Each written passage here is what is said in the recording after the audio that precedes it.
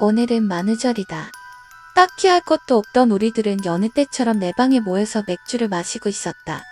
지루했던 우리는 게임을 하기로 했다. 마침 만우절이겠다. 거짓말을 보기로 한 것이었다.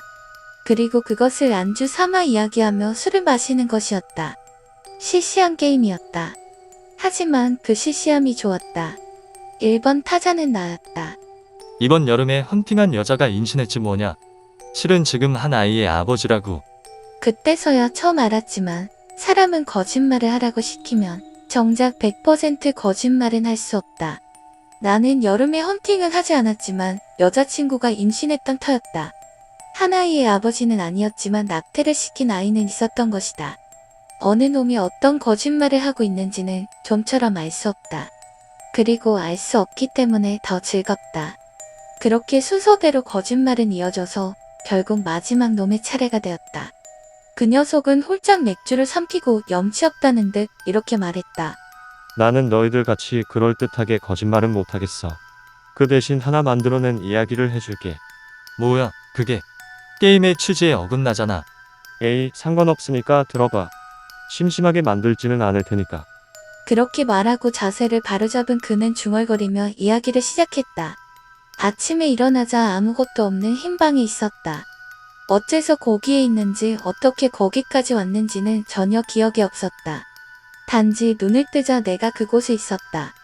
한동안 망연자실한 채 상황을 파악하지 못하고 서 있었지만 갑자기 천장에서 소리가 들려왔다. 낡은 스피커인지 노이즈가 낀 이상한 목소리였다.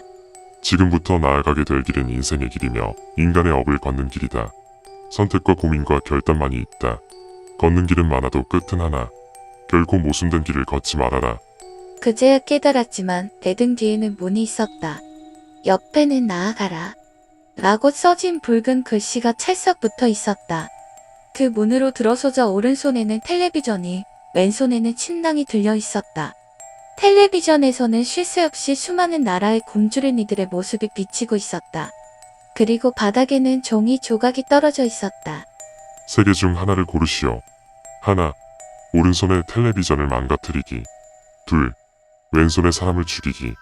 셋, 당신 스스로 목숨을 끊기. 첫 번째를 선택하면 출구에 가까워집니다. 당신과 왼손에 들린 사람은 앞으로 나아가고 그 대신 텔레비전에 나온 사람들이 죽습니다. 두 번째를 선택하면 출구에 가까워집니다. 그 대신 왼손에 들린 사람은 죽고 맙니다. 세 번째를 선택하면 왼손에 들린 사람은 출구에 가까워집니다. 하지만 당신은 그대로 끝입니다. 어이가 없었다. 셋 중 어느 것을 선택해도 답이 없었다. 화가 날 정도로 멍청한 소리였다. 하지만 정작 그 상황에 놓이자 그런 생각은 들지 않았다. 오히려 나는 공포에 질려 덜덜 떨고 있었다. 그 정도로 그 방의 분위기는 이상했고 뭐라 말할 수 없는 중압감이 있었다. 그리고 나는 생각했다. 어딘가에 살고 있는 불특정 다수의 생명인가? 바로 옆에 있는 낯선 하나의 생명인가? 나 자신이 그 누구보다 잘 알고 있는 그 목숨인가? 앞으로 나아가지 않으면 어차피 죽는다.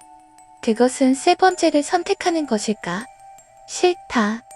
아무것도 모른 채 여기서 죽고 싶지는 않다. 하나의 생명인가? 아니면 많은 이들의 생명인가? 그것은 비교할 필요도 없었다. 침낭 옆에는 커다란 창이 있었다. 나는 조용히 창을 손에 들고 천천히 치켜든 뒤 움직이지 않는 애벌레 같은 모습의 침낭으로 창을 내리꽂았다. 둔한 소리가 감각이 전해진다. 다음 문은 아직 열리지 않았다. 한 번 더 창을 찌른다. 얼굴이 보이지 않는다는 점이 죄악감을 마비시킨다. 한 번 더 창을 치켜들자 철컥하고 문이 열렸다. 오른손의 텔레비전에서는 색이 없는 눈동자의 아기가 부릅뜬 눈으로 나를 바라보고 있었다. 다음 방에 들어서자 오른손에는 여객선의 모형이, 왼손에는 똑같이 침낭이 있었다. 바닥에는 역시 종이가 떨어져 있었고 거기에는 이렇게 써 있었다. 세 개 중 하나를 고르시오. 하나, 오른손에 여객선을 부수기. 둘, 왼손에 침낭을 태우기. 셋, 당신 스스로 목숨을 끊기. 첫 번째를 선택하면 출구에 가까워집니다.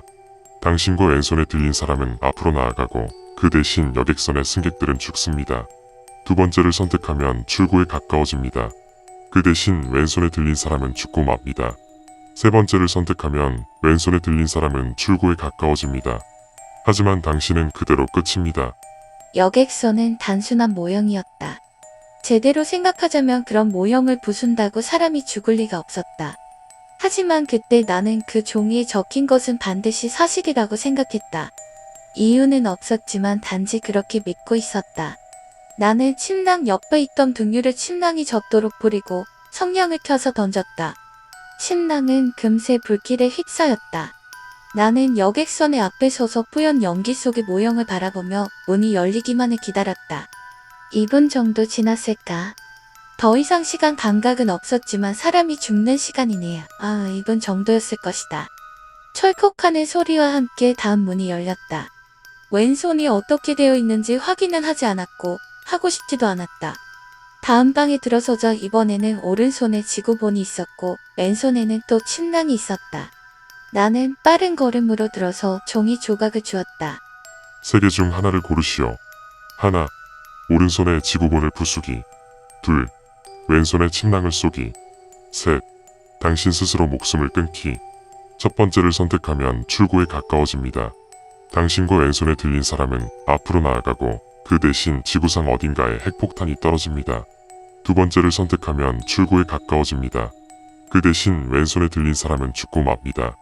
세 번째를 선택하면 왼손에 들린 사람은 출구에 가까워집니다. 하지만 당신은 그대로 끝입니다. 사고나 감정은 이미 완전히 마비되어 있었다. 나는 반쯤 기계적으로 침낭 옆에 있는 권총을 주어 장전하고 곧바로 방아쇠를 당겼다. 탕하고 메마른 소리가 울려 퍼졌다. 탕, 탕, 탕, 탕, 탕.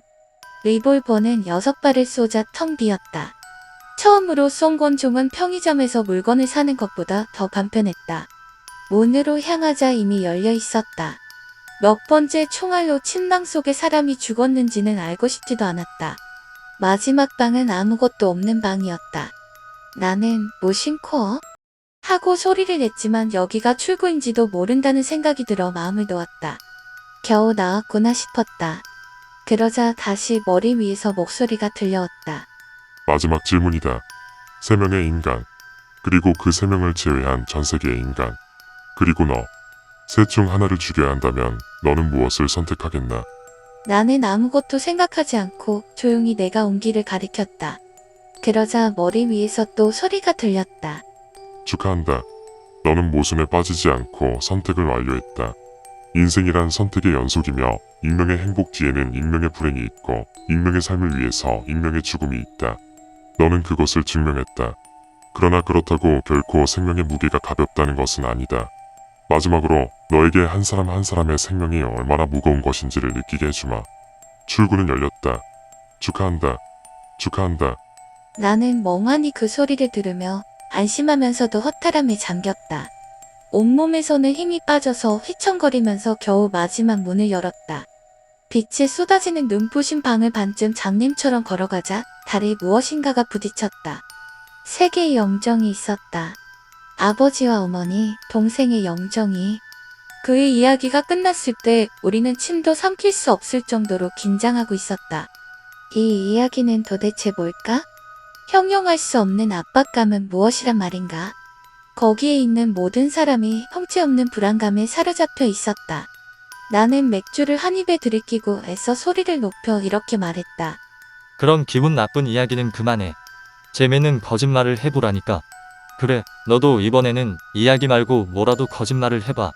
그러자 그는 입꼬리만을 끌어올린 기분 나쁜 미소를 지었다. 그 표정을 보자 나는 몸 밑바닥부터 몸부림치는 공포를 느꼈다. 그리고 그 녀석이 입을 열었다. 벌써 했어. 거짓말은. 뭐? 하나. 만들어낸 이야기를 해줄게. 라고.